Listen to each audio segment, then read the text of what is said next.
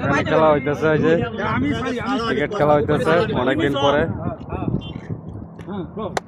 ঠিক আছে, সবাই ক্রিকেট খেলা হইতেছে।